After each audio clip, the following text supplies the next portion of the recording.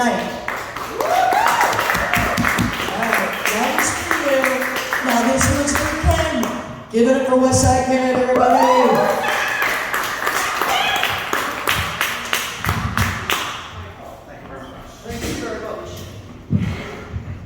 All right, bear with me. I'm actually not feeling that well tonight. I seem to get sick in the middle of the week, but on the weekends I feel much better. I think I have a weekend immune system. Thank you for that. Those of you who know me know I love my Jeep. I absolutely love my Jeep. I brought it down here today. I bought it for my 55th birthday.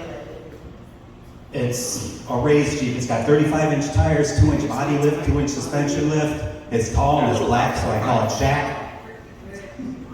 I had to stop on the way down to get gas, which was nearly $4 a gallon. It cost me $80 to fill it up. Had to put air in the tires, which cost $2. Stupid inflation.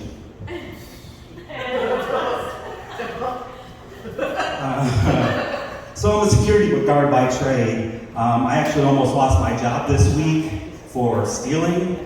I wish there was something I could take for kleptomania. All right.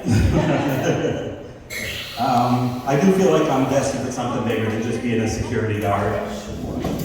So I've had a lot of jobs. I used to work for Pfizer in the Viagra department, but I got fired for sampling the merchandise. They took me into human resources, and I told them it made me a harder worker.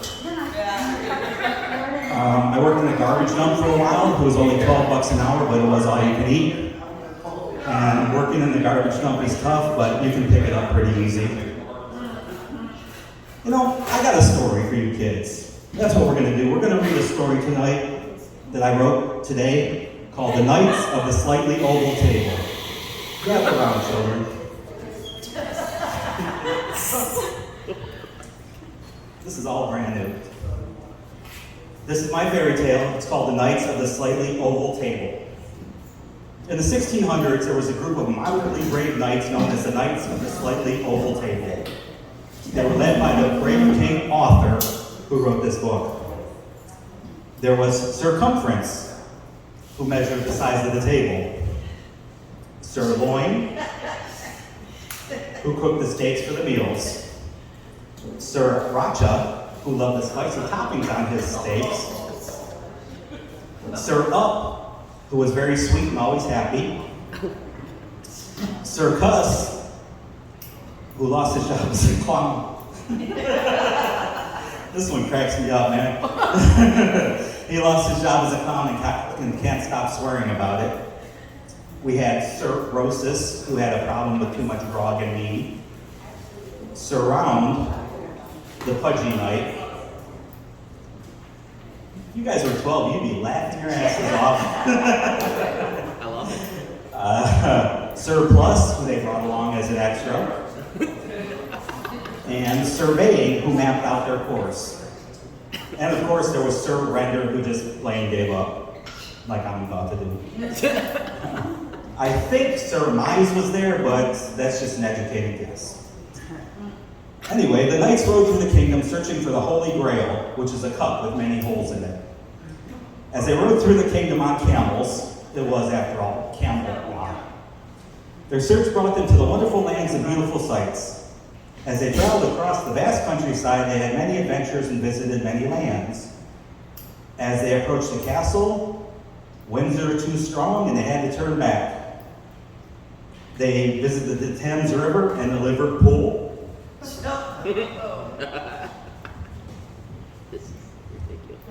They saw Parliament, but Funkadelic was no longer in sight. Come on, George Clooney, Parliament, Funkadelic. All right, now. They searched and searched for Big Ben, but it wasn't built for another 300 years. The rest of the shit they did was not funny at all. After many months of travel, they were unsuccessful in finding the Holy Grail, but they did find that Switzerland had a lot to offer and their flag is a big plus. Unfortunately, during their trip, they lost survival, but imagine my astonishment when Surprise made it unscathed. I was going to go upstairs and tell the rest, but that's a totally different story. That's it.